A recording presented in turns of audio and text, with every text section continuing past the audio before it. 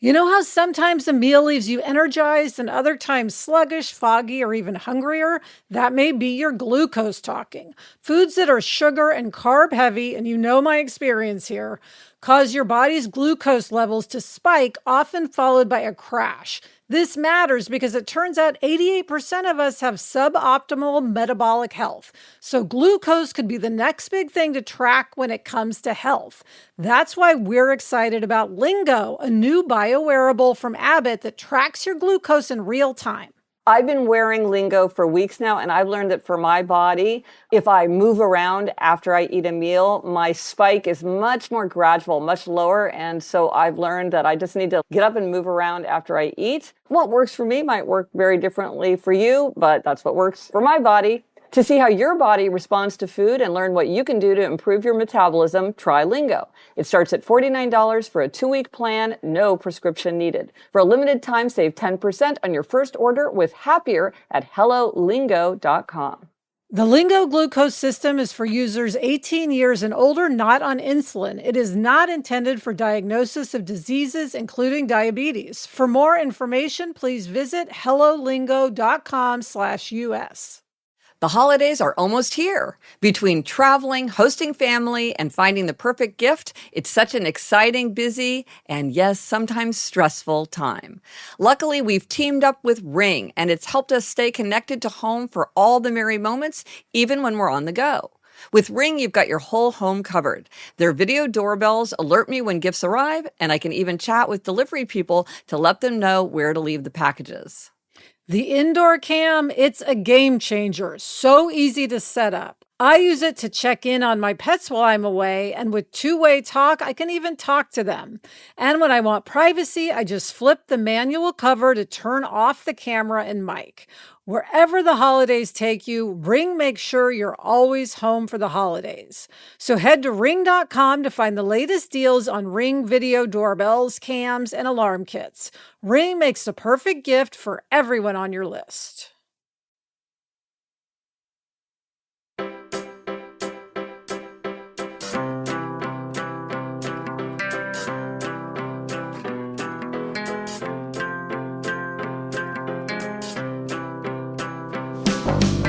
Hello, we're here for More Happier, a podcast, spoiler alert, where we get more happier. Today, we're revisiting our interview with TV writer and producer Mike Schur. If you know anything about me, you know that I love almost every show that Mike Schur has created. He is just brilliant.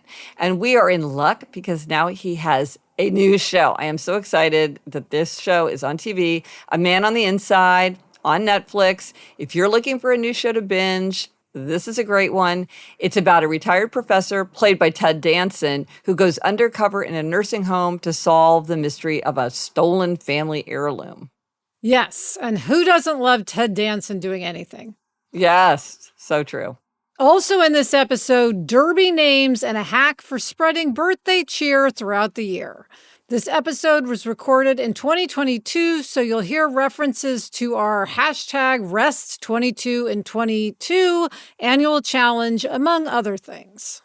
Gretchen, my Derby name is Lightning Lizzie, and I very much stand by it. It's the best Derby name I can think of.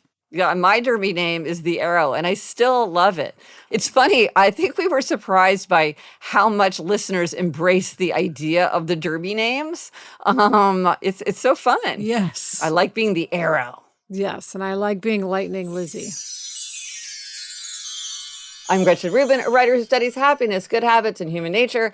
I am in my little home office in New York City, and joining me today from Los Angeles is my sister, Elizabeth Kraft, who is very familiar with my constant allusions to the TV show The Office. That's me, Elizabeth Kraft, a TV writer and producer living in LA. And yes, Gretch, you have a reference to The Office for any occasion, often more than one. I really do. But listen, you've got a big update before we launch in. Yes, Gretch, we are starting officially prep for season 2 of Fantasy Island. Yay! Hey. So Sarah and I will be heading to Puerto Rico soon for several weeks, and I will be doing the podcast from there. So I don't know what my room's going to be like, but hopefully it'll have a nice, gorgeous background. Yes. Okay, so this week, our try this at home tip is to give yourself a derby name. And this strikes me as a try this at home tip that might come in handy as you fling yourself into season 2 of Fantasy Island. Yes. In episode 355, we talked about the try this at home of talk to yourself by name. And we talked about the research showing the benefits of distant self-talk. This is when you talk to yourself in the third person, like, hey, Gretchen, it's time to start working on those photo albums. Gretchen, you got this. Go, Gretchen. And we got a suggestion from a listener who really took that suggestion to the next level. Yes, this comes from Mindy. She says, I play roller derby. I think there are other derby players out there who listen to your podcast too. My roller derby players give themselves a derby name or alter ego, much like Elizabeth calling herself Lizzie when she's trying to pump herself up. When I'm trying to pump myself up, I will call myself by my derby name, even if I'm not in a derby situation. Going to an interview and want to project confidence, Plum can be fearless when Mindy is struggling.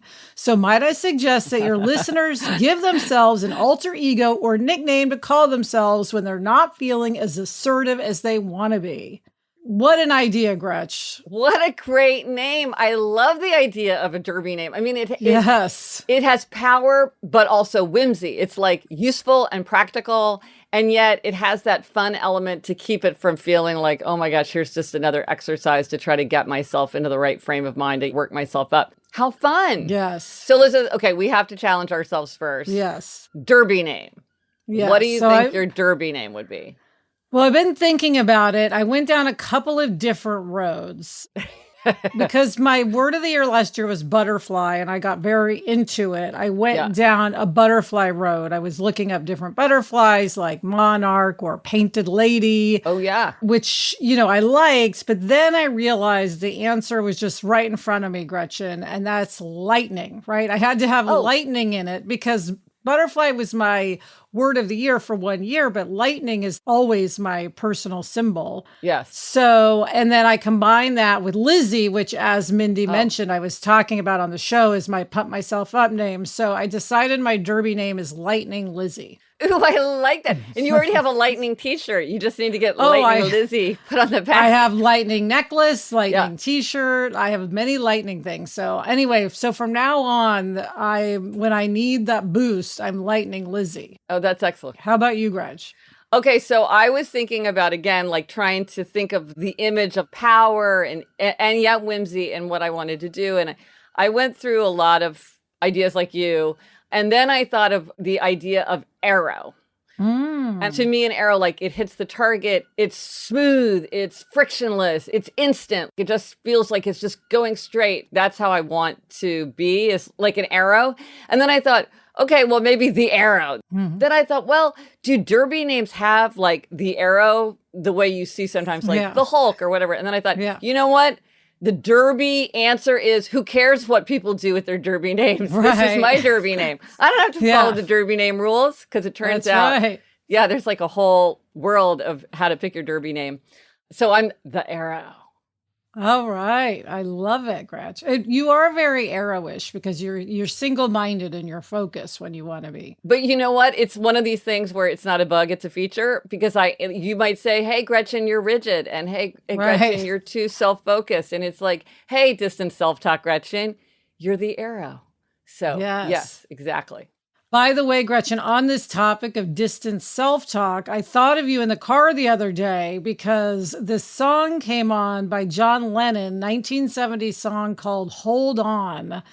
And it's a lot of distant self-talk. It's him talking to himself and saying, John, hold on. And it's all about, and he talks to Yoko as well, but a lot of it is just talking to himself about holding on. And so I thought, wow, if John Lennon was doing self-talk, then clearly the rest of us should be doing it as well. Hold on, John. John, hold on. It's gonna be all right. You're gonna win the fight. So let us know if you do try this at home and how choosing a derby name works for you. And let us know what name you chose and why. It will be so fun to see these. Let us know on Instagram, Twitter, Facebook. Drop us an email at podcast@gretchenrubin.com. Or as always, you can go to the show notes. The show notes for this episode are happiercast.com/362. Gretchen, I have a feeling we're going to be talking about derby names for years to come. Yes, yes. Coming up, we have a happiness hack about giving yourself a treat. But first, this break.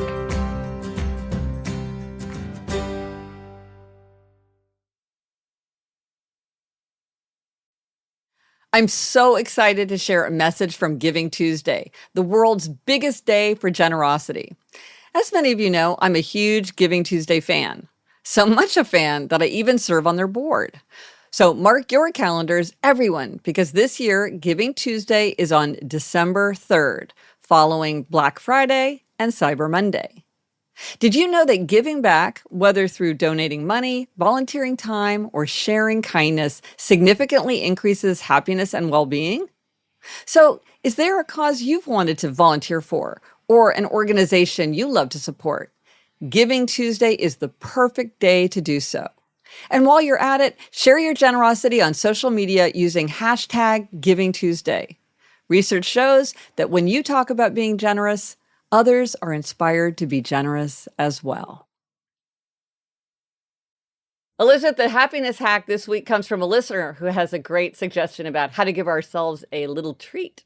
Yes, this comes from Rachel. She says, I've noticed that many specialty stores, salons, clubs that I belong to have birthday bonuses.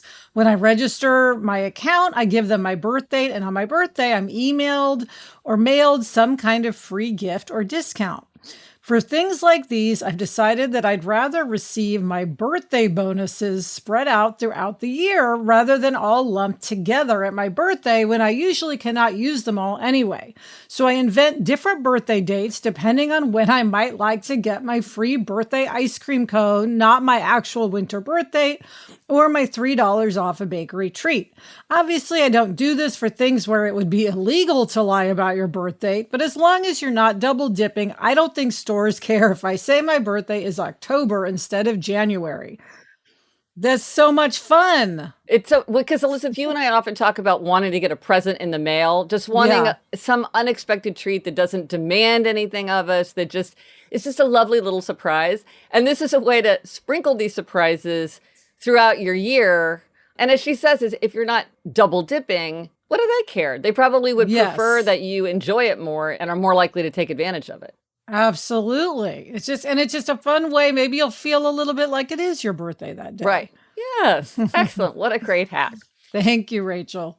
And now for an interview. We are going to be talking to Mike Schur, and I am a huge fan of so many of the TV shows that Mike Schur has worked on and created. He is the creator of The Good Place and the co-creator of Parks and Recreation and Brooklyn Nine-Nine, and he was also a writer and producer for The Office, where he also played Dwight's cousin Mose. We are thrilled to be talking today to Mike Schur about his new book, How to Be Perfect, the correct answer to every moral question. It's a hilarious, thought-provoking guide to how to think about ethical challenges, both big and small, drawing on 2,500 years of deep thinking from around the world. Hi, Mike. Hello. Hi, Mike. Hey, we're so excited to be talking to you. Yes. Thank you very much. Yay. Look at that. You came prepared. Yes, we did. We loved your book. But first up, my first question is, you're so drawn to the challenge of presenting very big, deep, profound ideas in light, accessible forms. Like The Good Place did this. Now you've done it with this book, which I can almost imagine as a textbook to help bring people into these big ideas. I kept thinking of one of my favorite G.K. Chesterton quotes, which is, "It is easy to be heavy, hard to be light." And you really have tackled that challenge of trying to make these big ideas accessible. Why do you think you were drawn to that challenge? Well, first of all, let me say that I love that you know so many G.K. Chesterton quotes that you have a favorite. That's an incredible, it's an incredible thing to say.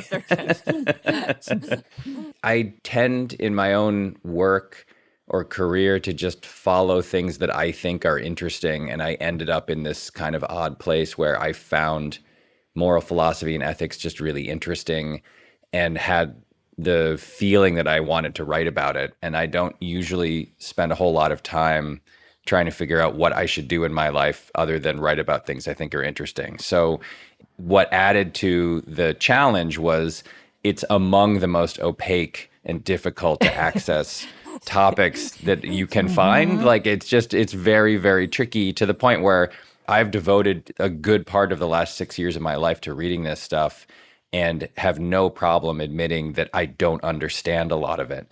That's partially because some of these texts were written 300 years ago or 2,400 years ago in Greek or German or French or whatever. And it's partly because the nature of this particular beast is one that involves a real scientific examination of behavior and of natural and unnatural laws of humanity. And just, it's very tricky. It's very complex and layered and weird. I had this feeling as I was reading it and loving it, even though it was so hard and so chewy, that there might be a way to say like, all right, I'm going to be a filter if I can, where I'm going to wrestle with all this stuff and then try to regurgitate it in a conversational and hopefully humorous way so that people who might be theoretically interested in the subject but don't have 6 years to spend reading it can get access to it. So that's the impetus of this whole thing. Yeah. And now we'll see how successful I was. Well, Mike, I keep wondering if all of these moral questions are material for your TV work, because I'm also a TV writer, and I feel like there's no better conflict than somebody who wants to be a good person, but they have a desire. And I was wondering if exploring all that over the years has made you interested in these moral questions. Yeah, absolutely. Yeah. And to some degree, these questions have been around in other things I worked on before The Good Place. The Good Place was obviously explicitly about this stuff. And that was why I started reading it, was I wanted to know what the hell I was talking about when I made that show.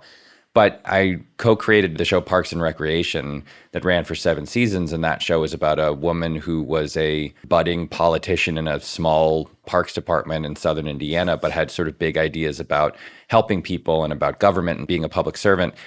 And we used to get into some of this stuff on that show too. There was a lot of discussion of political ethics on that show. There were a lot of moments where Ron Swanson being kind of a Exactly. completely different political philosophy. Yeah, exactly. Yeah. He had a sort of a moral code of his own, and Yes. Leslie Knope had a moral code of her own, and they clashed sometimes. And, ethics as a discipline, you can apply it to different things. And when you apply it to something like government, it has its own set of rules and boundaries and issues and problems. But it's certainly the case that in most of the stuff that I've written in my life, to some degree or another, ethics was floating in the ether. It didn't become explicit until The Good Place, but I've always thought that this stuff was interesting and worth wrestling with and trying to explain and delve into. So, yeah, I don't think that I've ever really written anything without ethics being some part of it somewhere at least in the background, Well, I like that your characters want to be good people, know, even if it can be hard at times. Yeah, I think that's right. I think that they very frequently, the stories tend to be things where people want to be good people and are put into positions where they find that desire to be challenged or compromised or something, I mean, I'm sort of describing storytelling. Like there's no, Yes. Right, that's the conflict. sort of just the deal with that- storytelling. But, when you're dealing with something like government or being a police detective or obviously like being in the afterlife and hiding from people, that the fact that you are not a good person, which is what The Good Place was about, those issues come to the fore in a way that they might not in some other show. And then, Mike, I'm wondering with Hollywood, it's sort of notorious for bad behavior. Yes. And I'm wondering if you are ever thinking about all of these things when you sort of watch people around you acting in certain ways. Of course I am. Yes, 100%. Well, Diplomatically put.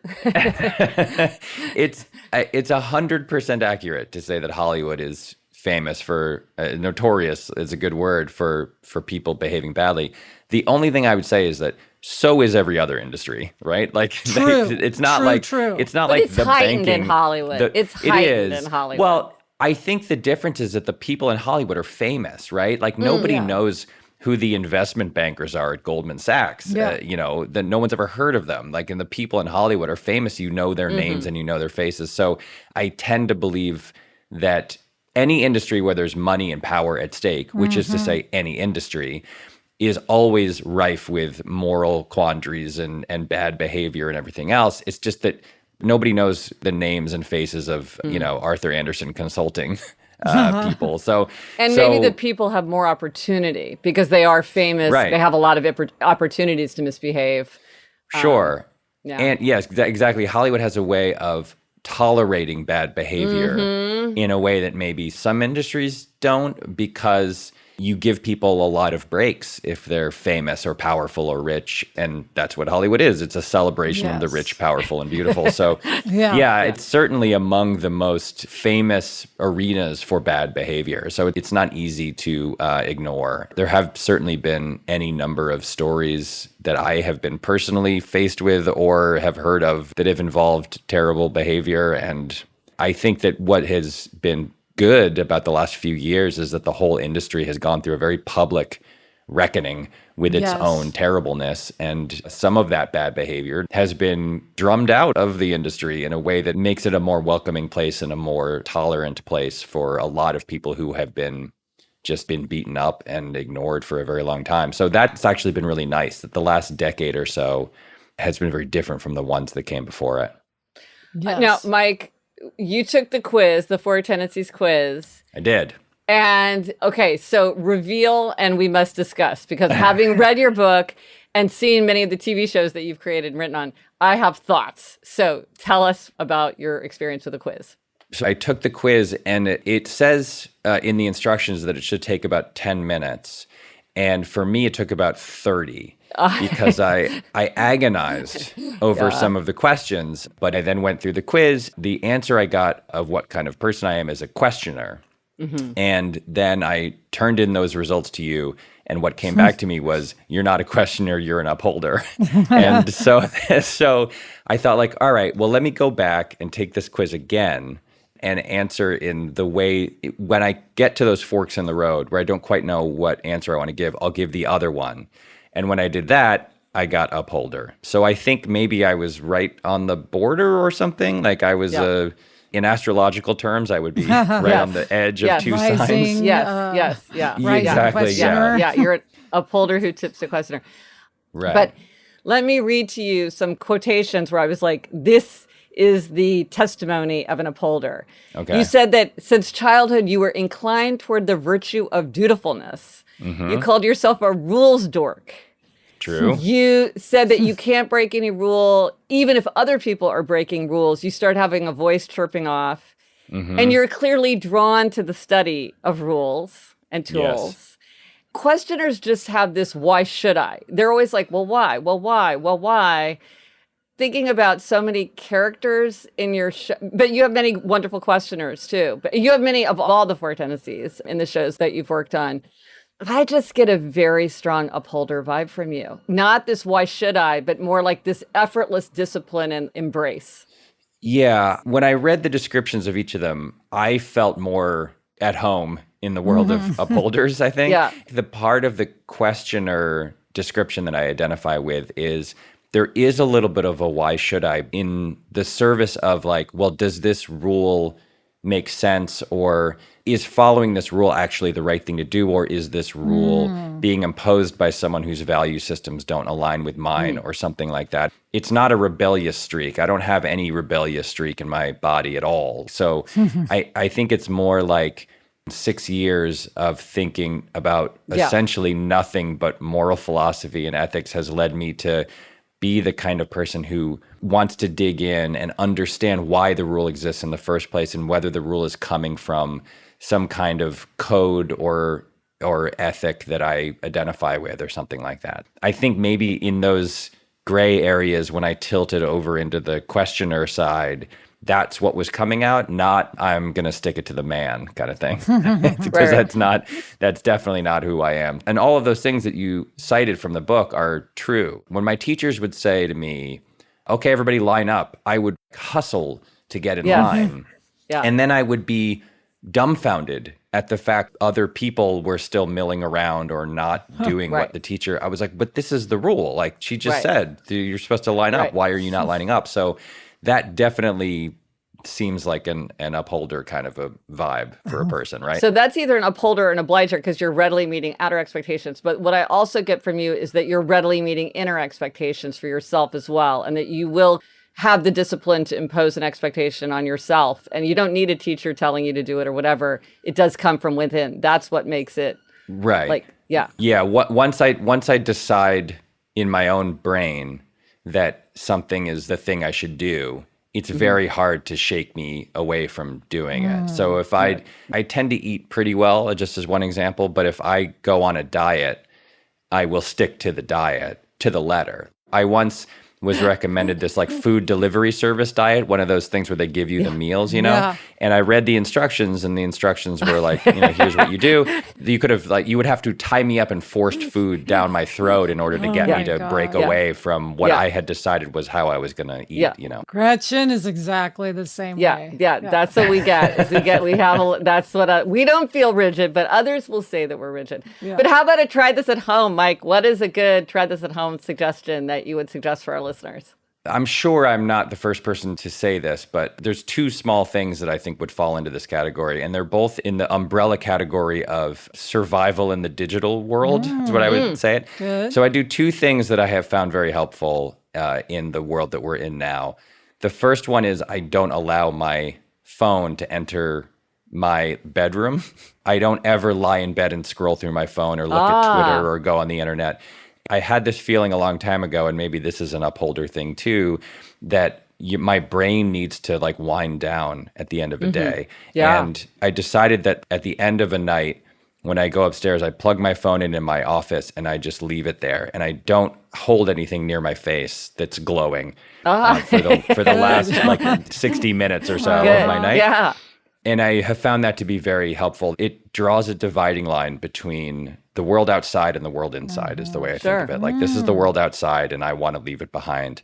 The other thing I do is I know a lot of people will open a notes app or send themselves an email or a text. And I do that occasionally. But I have really found that good old-fashioned pieces of paper that you write things down by hand, remember to, there you go. And I just write down the things that are important that I need to do the next day. I write down on actual paper. And I think the process of thought traveling from your brain out through your hand and a pen onto a piece of paper helps me remember them better. And then the final thing that I do with that thing is I put my keys on top of that pad, so there's no way that I can leave my house. Smart. I cannot leave my idea. house without remembering that I wrote something down on that piece of paper. That's those little analog moments in a digital world I've found very helpful. Mike, it was so terrific to get the chance to talk to you. Thanks so much. My Thanks, pleasure. Mike. Thank you for having me.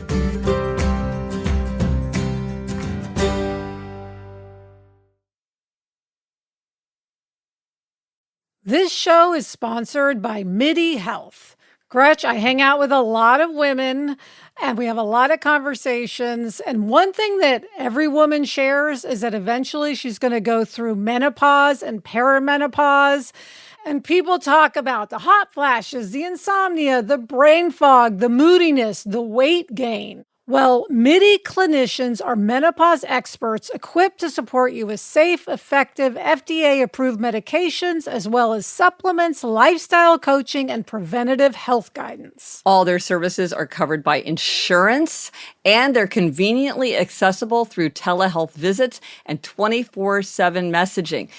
When we need help, we want to know that we can come out of an experience feeling heard, with a plan to start feeling better, with people who are really experts in their field. You deserve to feel great. Book your virtual visit today at joinmidi.com. That's joinmidi.com. You know how sometimes a meal leaves you energized and other times sluggish, foggy, or even hungrier? That may be your glucose talking. Foods that are sugar and carb heavy, and you know my experience here, cause your body's glucose levels to spike, often followed by a crash. This matters because it turns out 88% of us have suboptimal metabolic health. So glucose could be the next big thing to track when it comes to health. That's why we're excited about Lingo, a new biowearable from Abbott that tracks your glucose in real time.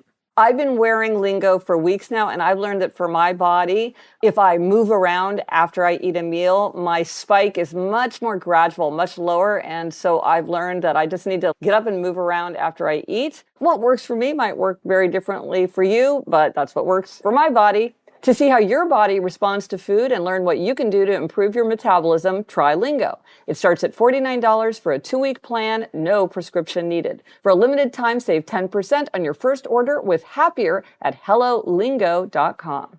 The Lingo glucose system is for users 18 years and older, not on insulin. It is not intended for diagnosis of diseases, including diabetes. For more information, please visit HelloLingo.com/US.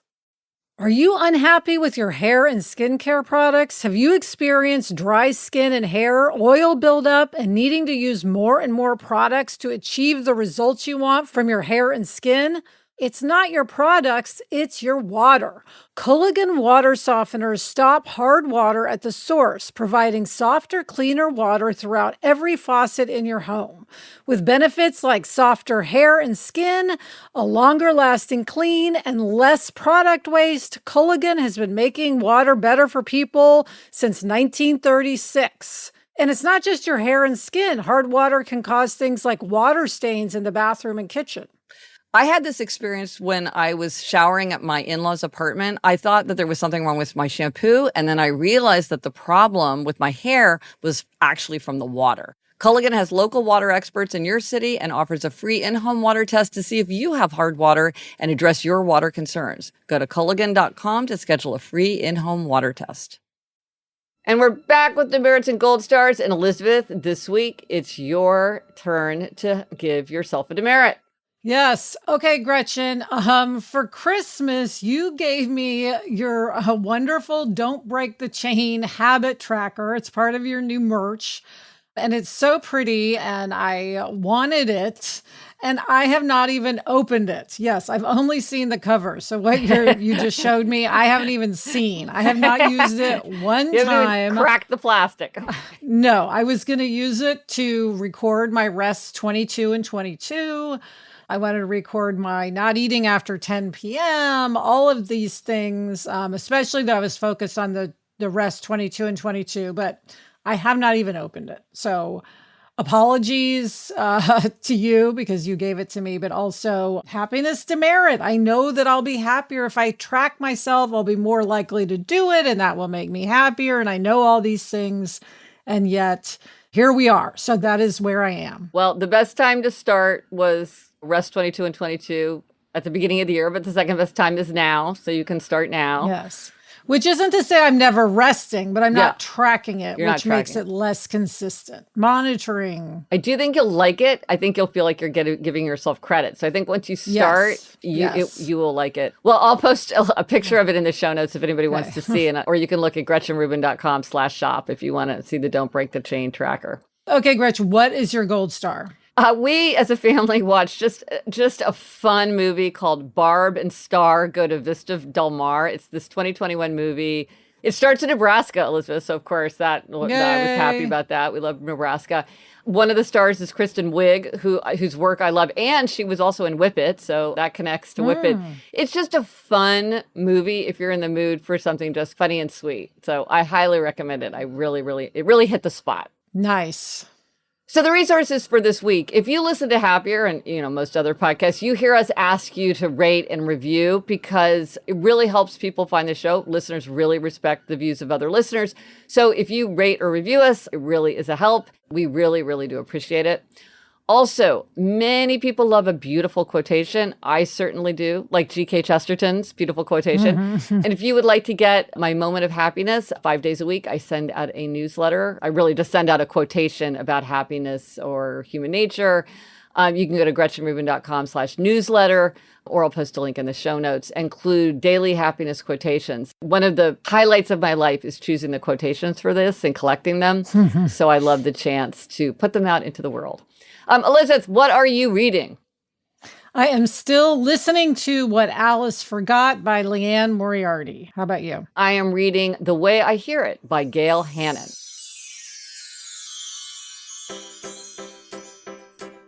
Well, we hope you're feeling more happier after this episode. We had so much fun revisiting this conversation with Mike Schur.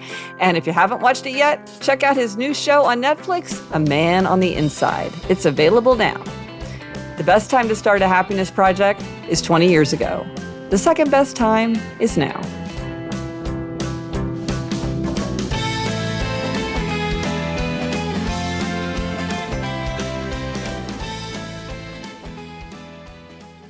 Gretchen, what is going on in the background? It sounds crazy. Okay, so they're building that building behind our building, and it's free. It's so cold here.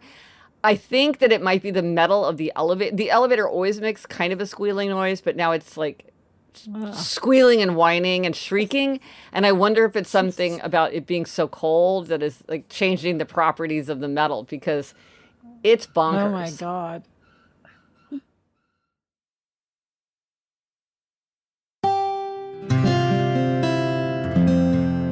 From the Onward Project.